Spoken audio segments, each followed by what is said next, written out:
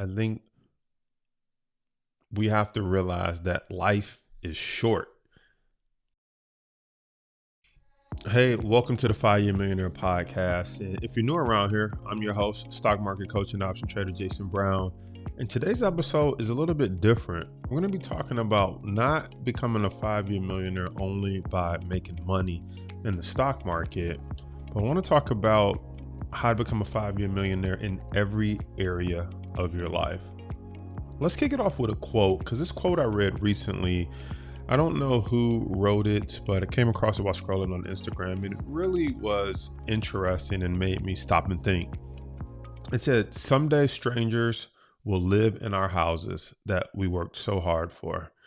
Someday our cars that we once treasured will end up in a scrapyard, and someday the money we worked so hard for, someone else will spend." It really had me thinking about this in a new light of how I see my life, because it's so true. I think about the house that I'm living in right now. Someone built this, and at some point it was their dream home right here on the lake here in Michigan. But now I'm a stranger to that family. I'm a stranger to the original people who built it, who either moved on to a different house or may no longer be here on this earth. And think about all the cars that when they come out, they're so brand new and shiny, and the new cars smell, and we treasure it and don't want to get a scratch on the car.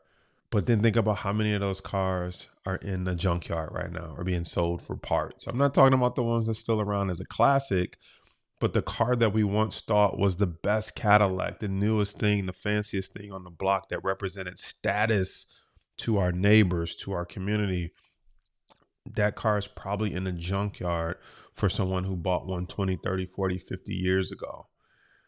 And then think about our money. I mean, we work hard, we work smart to get this money, to build it up, to do what? Most of the time is to quote unquote build a legacy. What does that mean? We want to pass it down. We want to leave something down, which means someone else will spend the money that we work so hard to build or accumulate. Or maybe you give it away to charity. The point is, someone else will spend that money.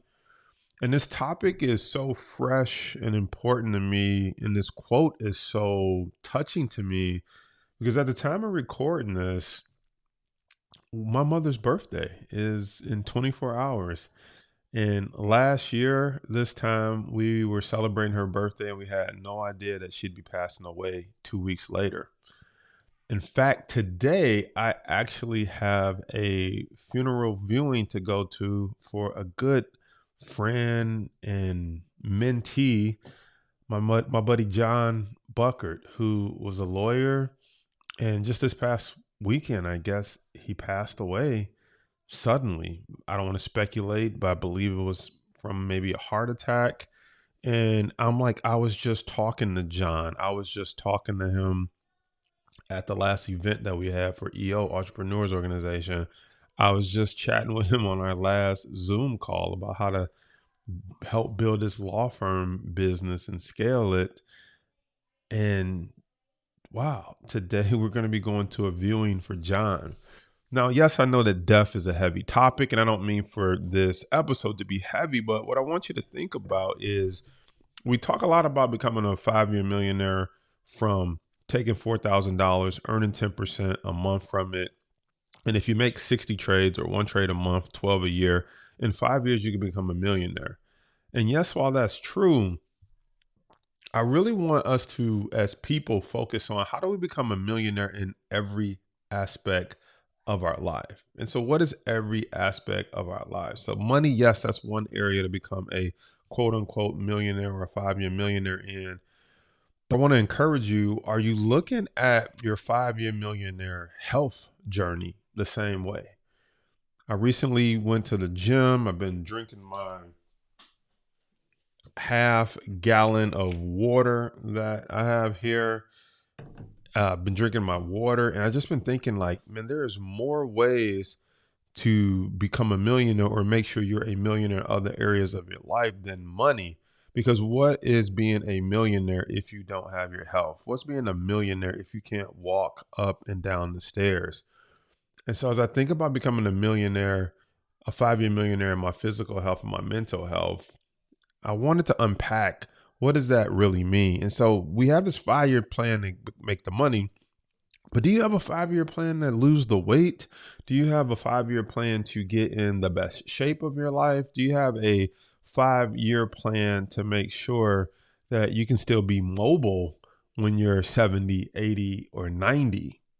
And that's the part of becoming a millionaire people don't talk about. How about a millionaire with your physical health?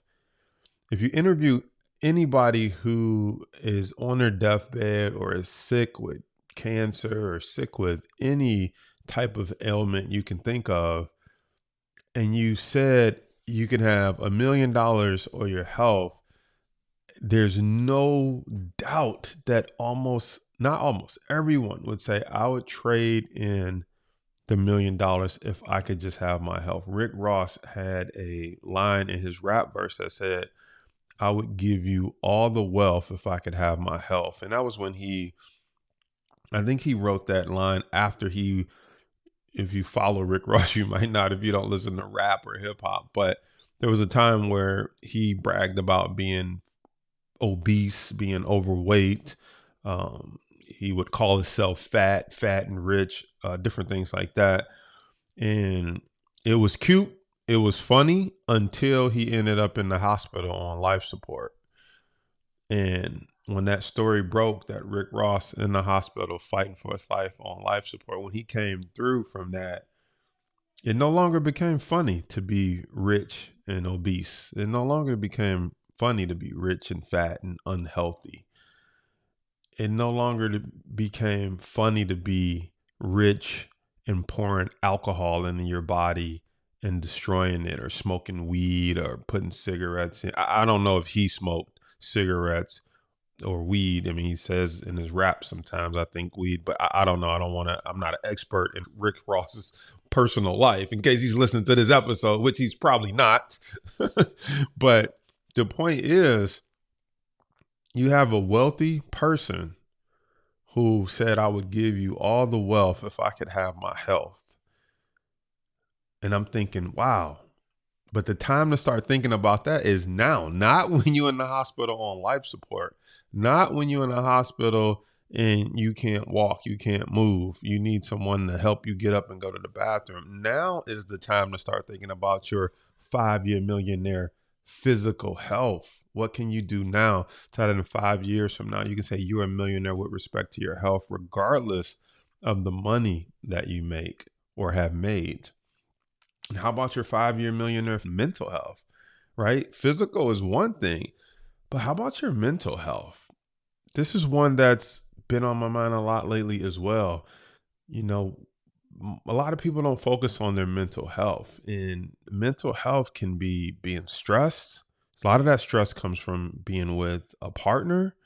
A lot of that stress comes with either making money, losing money, or money that you don't have. So how can you work on your 5-year mental health? What things can you remove in your life that are stressing you out financially, that is messing with your mental? What job can you consider removing or changing or transitioning out of that is not supporting your mental health? It's keeping you up at night. Your stomach is in knots when Monday comes around and you have to go to work. Jim Rohn once had a quote, and he said it so eloquently. He said, when you work a job, the question not to ask is, how much money am I going to make here? He said, the question to ask is, what am I becoming by being here? What am I becoming? Who am I becoming by working here? And I don't think a lot of people ask that question. Like, who am I becoming working at this company, at this job? Am I becoming an angry person when I get home and talk to my kids? Am I angry when I talk to my spouse or significant other? Am I always stressed out? Do I have no energy to be with the family or go to family events? Do I have no time, no energy to go hang with my friends and family? Because you may be making $100,000, $200,000, $300,000 on that job, but it's costing you more than you know if you don't have your mental health, which indirectly bleeds over into your physical health, right? You start having high blood pressure, you start being stressed, you start feeling the physicality and the physical effects of poor mental health. Maybe you're running to alcohol to kind of numb the pain, numb the frustration. And so mental health is such a big part to say, am I not only am I want to become a 5-year millionaire financially, but I want to become a 5-year millionaire with my physical health. And then I want to become a 5-year millionaire with my mental health. What can I do to make sure that 5 years from now, I'm not as stressed out? Does that mean downsizing the car? Does that mean not worrying so much about trying to make money? Because all too often, the stress that we put on ourselves is not necessary. Think about people who have to send a kid to school and they say, I'm stressing out trying to send this kid to school. And I'm thinking, could they not get student loans? I'm not saying they should, but I'm saying, could they not get student loans if that would reduce some of the stress? Could they not go to a community college? Do they have to go to that college where it's such a financial burden? And then they could transfer to a 4-year university? I think about people who are trying to buy a house or buy a car and they're stressing out about it, stressing out about interest rates, they're stressing out about down payments, inflation. And yes, they really want that house. Yes, they really want that car. But when you think about your mental health, I often wonder, do they think about the price that they're really paying for that car, the price that they're really paying for that house? And that price isn't measured in dollars and cents, I should say. That price is measured in mental health, mental stress. How is your stomach feeling? Is it in knots? Is it in balls? How's your sleep pattern? And that's things that we don't think about, which is why this episode is a little bit different. Like I said, at this point in my life, I'm coming up on the anniversary of my mom passing, going to a funeral viewing today for my good man, John Buckert. It's just an interesting time in life where I think we all need to take a step back and not only think about being rich or wealthy with money, but we have to think about the other things that money might not necessarily be able to buy, especially when we're in a crunch or on life support. It might be too late. And that's when it's dealing with your physical health and your mental health. Last area I want to talk about becoming a 5-year millionaire in is your relationships.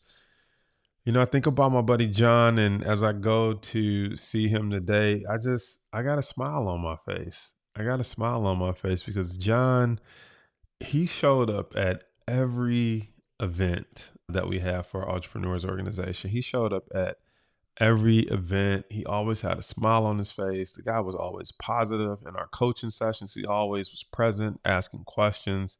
He was just such a good dude. And I look at that as $1 million relationship. When people think of you, when you're gone, when you're lying on your deathbed, when you're lying on your sick bed, do people smile because that was $1 million relationship?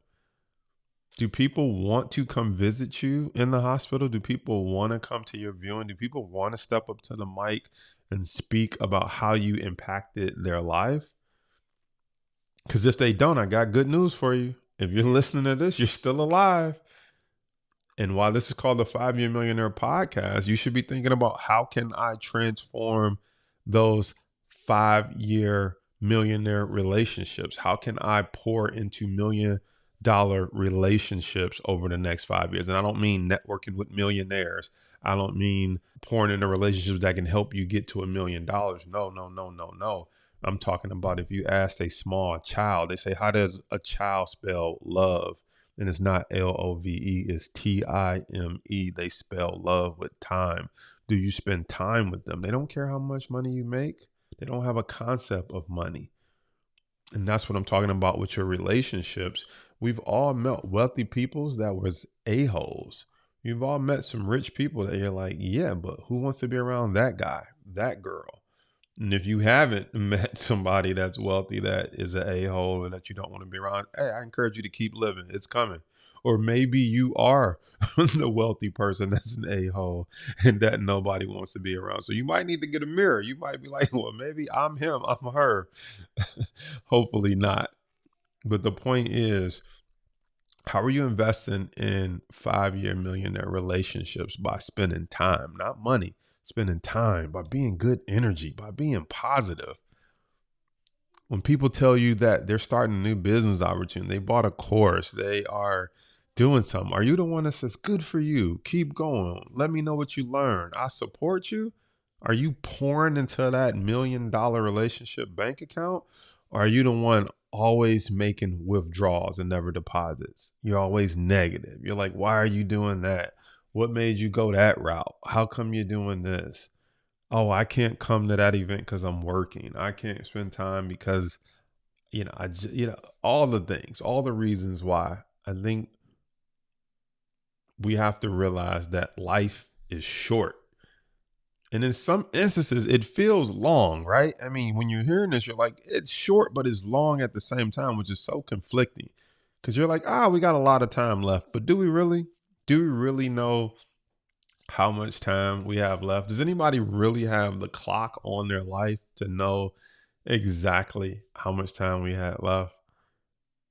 When we were videotaping, and I'll put the link up here if you're watching this on YouTube, the video from my mom, we had no idea we were recording her last days. I just like to record everything because I'm a YouTuber. I had no idea that we were recording my mother's final moments. She died at 70. She just turned 70. And 2 weeks later, she passed away. My buddy John, 56. 56. Gosh, that is so young. I'm sure John wasn't like, I'm only 56 out a lot of time.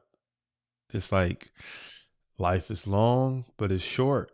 It's long because you think, I'll live at least 80 or 90. It's short because you never know when the good Lord go punch that clock, go call your card, tell you to come on home. And so as you listen to this episode, the message I want you to receive, the message I hope that is being sent, the message that is intended is not to be scared, not to be nervous, not to be sad. We all got to leave here someday. But the message I'm sending is, are you a millionaire in the areas of your life that counts? Not just trying to get this money, but what about your health? Something you control. You control if you walk around the block. You control if you go to the gym. You control if you just buy a jump rope. People are like, I can't afford a gym membership. How much is a jump rope? How much does it cost to just go in there and run some clean water and drink a jug of water versus pop versus lemonade versus alcohol? Those are all things we control. We control our physical health. In fact, in the world where we don't control much, that is one of the smallest things that we actually do have control over. Obviously, unless you were born with some type of illness or you're in a third world country where you don't have clean water. But for those of us in North America, in the modern living areas, you are in control of your physical health. And as the old saying goes, we can make money and we can lose money and we can make it back.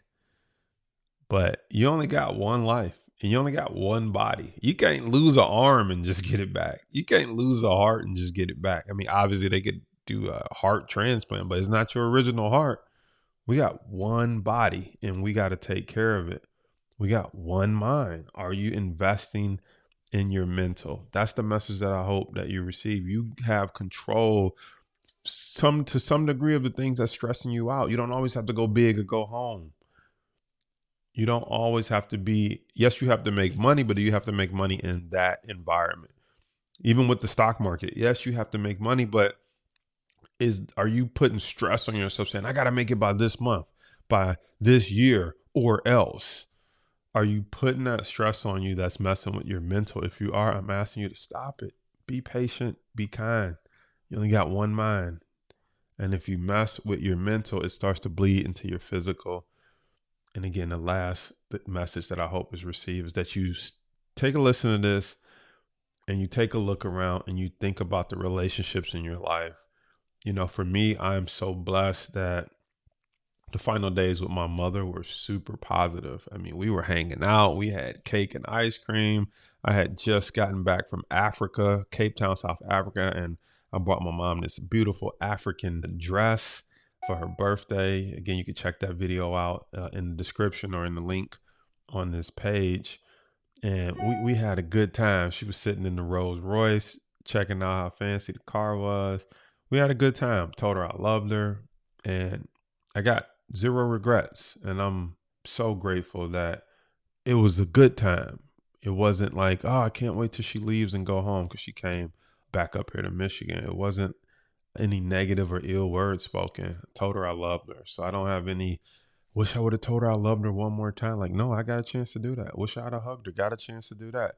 In fact, my last words to her was, why don't you stay? Why do you have to rush and get back? And so I'm telling you that to say, I don't know who you need to call. I don't know who you need to text. I don't know who you need to say I'm sorry to, but uh, life is long, but life is short. And so make sure you're investing into that millionaire relationship, and think about it the same way we think about the 5-year millionaire journey to become a millionaire. If you've been going through some stress with a relationship, your health, your mental, your physical, look at it as, I got 5 years to start repairing this. Where do I want to see this thing in 5 years?